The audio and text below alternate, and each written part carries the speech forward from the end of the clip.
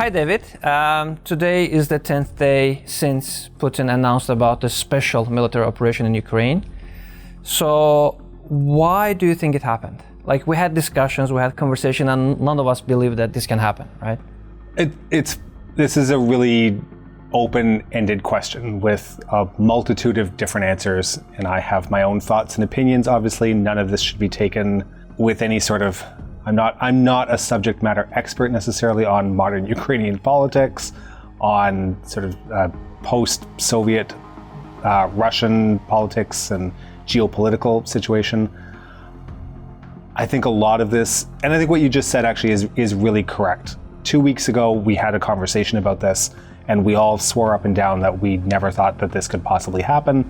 It was saber rattling, with Putin looking for positioning, looking for sort of scaremongering to try to get what he wanted. Special military operation has begun. It's day 10 at this point, I believe.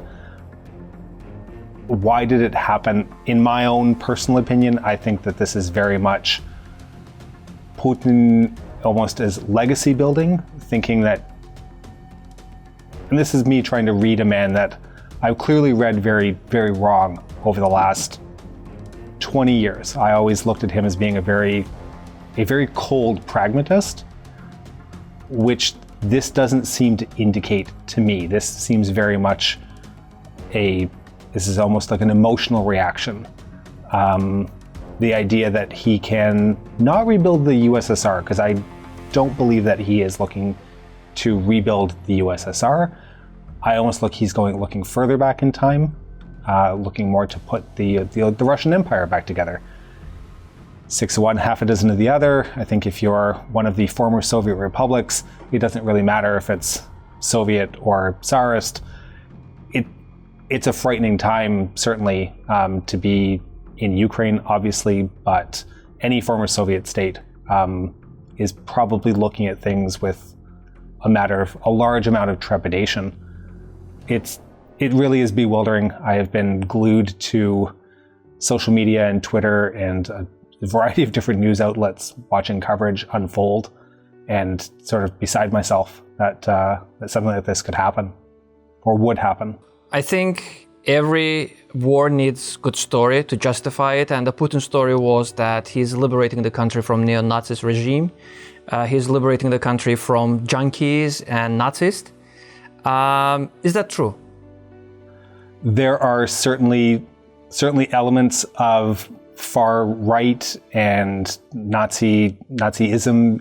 The Azov battalion keeps being dragged out into the news within the Ukrainian sort of spectrum, but that doesn't necessarily mean that they hold any power, that they hold any actual political influence. If one's going to start looking internationally, to start looking to see what Nazis they can root out, why not start at home first? There are certainly far-right extremist organizations in play inside Russia's own borders. There's a lot of things going on. Do I believe that that's a legitimate and justified excuse? Again, speaking for myself, no, I don't. I think this is a naked act of aggression by a former imperial power looking to reclaim and rebuild as some sort of lasting legacy project for their own name.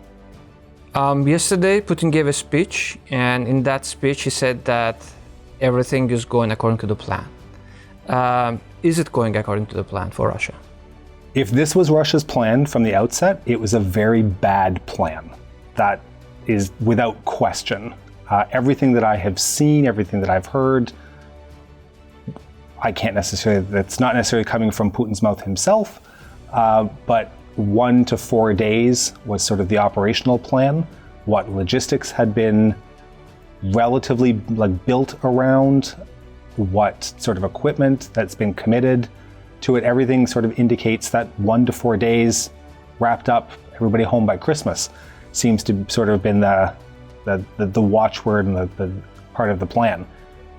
If this was a plan on day 10 that they've managed to capture one city in Ukraine, they can't get their mobile forces mobile because they're stuck in the mud due to breakdowns and a variety of multitude of other reasons, this was a very, very bad plan.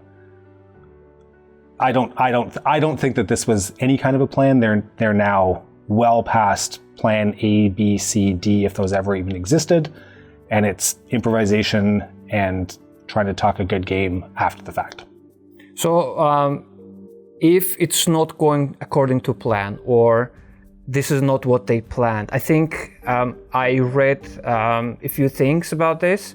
One, Putin overestimated Russian army. I wanted to say Soviet for some reason. Russian army. The second, he didn't expect this much resistance from the Ukrainian troops. And the third, that majority of the people will greet him and will meet him with the flowers or with cats, as they did in Crimea. So, do you think all these things he miscalculated, or this is not something that he anticipated? I don't think that this is it. I don't think the response that has been mounted by the Ukrainian people was anything that was expected from Putin or those around him who may have been in a position to speak to him otherwise. Even with it, from everything that we've seen inside Ukraine, it isn't just Western Ukrainians that are responding to the call to defend the nation.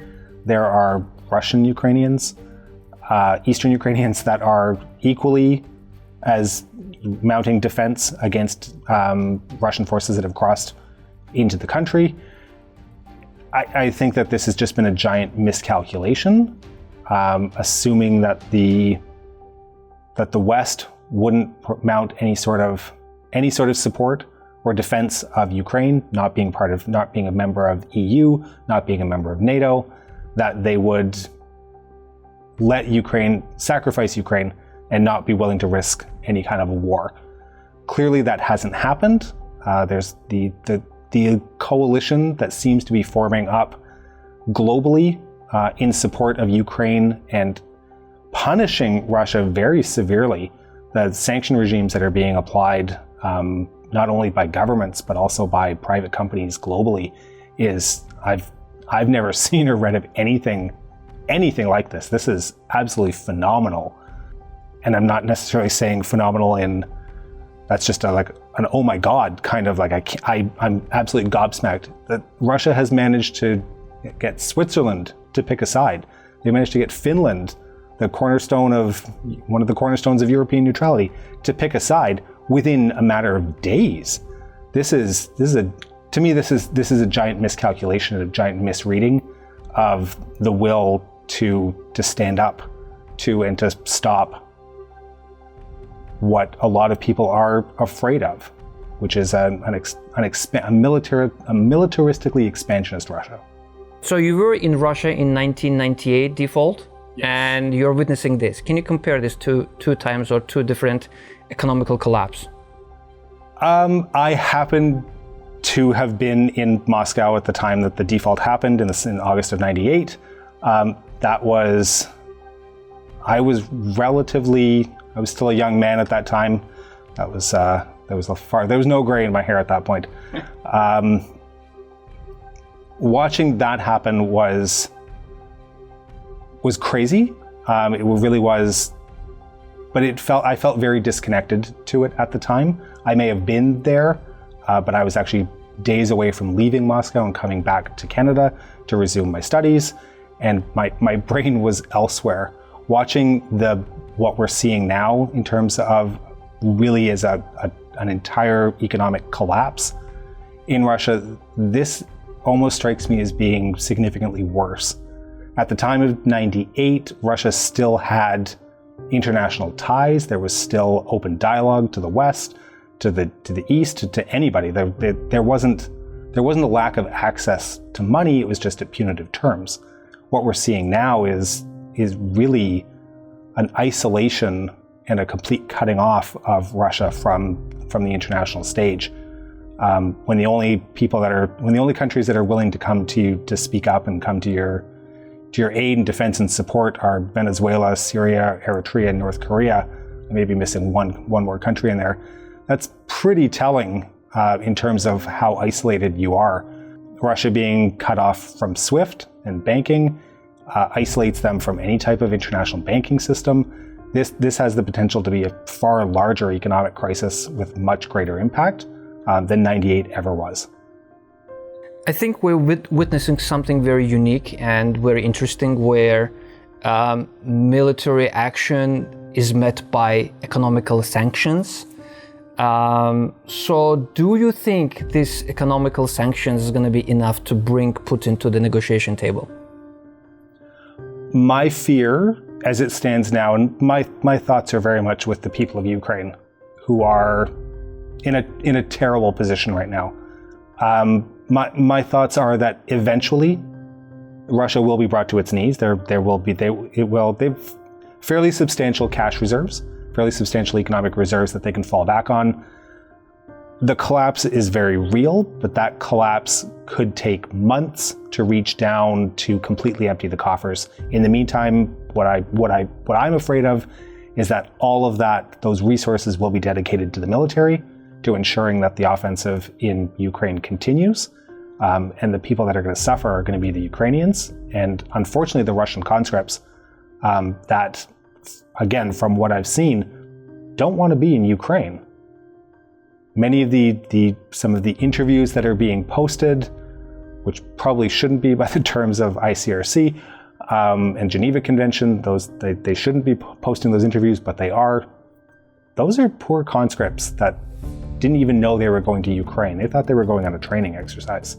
I feel for the people of Ukraine. I feel for the average Russian who never asked for this war, and I think it's going to continue until the money dries out, and that could potentially be months from now. Let's talk a little bit more about the nuclear threat. Recently, we saw that Zaporozhye nuclear electric station was in fire, and it was pretty scary and frightening, to be honest. I think it's one of the biggest one in Europe. And Putin openly threatened the world with the nuclear weapons, right?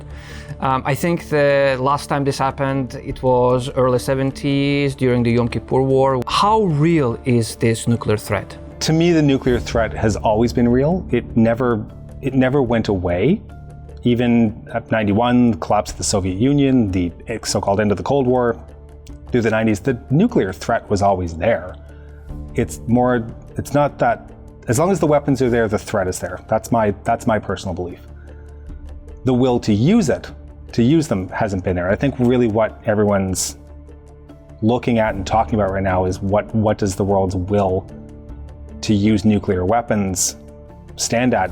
Do I know what Putin's thinking in terms of nuclear weapons? If you'd have asked me 2 weeks ago, I swore up and down that Ukraine wouldn't be invaded and that Putin wasn't. He's a cold, calculating, logical man. He's never going to go that far. At this point, I don't know. I do know that deterrence theory and the basis of nuclear security throughout the entire Cold War was based on the idea that no one was crazy enough to use it. As long as you've got enough of them to destroy everything, then nobody uses it because everything's going to be destroyed. That's based on a set of rules and a set of like a playbook and a common set of logical assumptions, supposed to be reasonable and rational in thought. What happens when one of those players stops being reasonable and rational? This is what we're trying to determine. I think a lot of people are trying to determine, is Putin reasonable and rational still? Is he still playing by the same rule book? Or has he determined that there is a win condition where Russia or Putin himself can declare himself the winner in a nuclear exchange? I don't have an answer to that.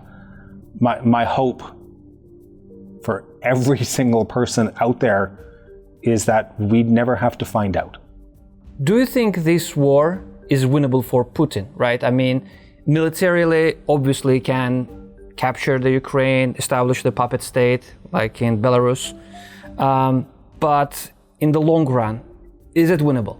If by winnable you mean an end condition where Ukraine is pacified, no. This war is absolutely 100% not winnable. Russia can absolutely, over time, with enough resources to be able to throw at it, and they have the resources to throw at it, they will grind their way through Ukraine and control the territory, but they can't hold it and they can't administer it in a peaceable fashion. This is going to, if Russia continues with this, they are going to go from theoretically an army of liberation to an army of occupation, and will be fighting as an occupying army against a massively well-armed and substantially trained guerrilla movement, insurgent organizations. We did an episode quite a while ago now on Forest Brothers in the Baltics. There were similar organizations that operated in Ukraine in the post-war period. That is exactly we're going to see, but I don't think Russia has the ability to be able to pacify the movements. Okay, so obviously this is horrible to see this kind of war in 2022. We hope that this will end soon and no more innocent people will die in this conflict. And hopefully next time when we be recording, I think this is going to be behind us. Is there any closing words that you want to? I think as I said, my thoughts and my hopes and my fears are with the people of Ukraine, with the soldiers, any soldiers fighting that doesn't want to be there. Civilians are dying and are going to die, continue to die as long as this continues. And I hope for the best outcome possible from all this, which would be to just put your weapons down and go home, guys.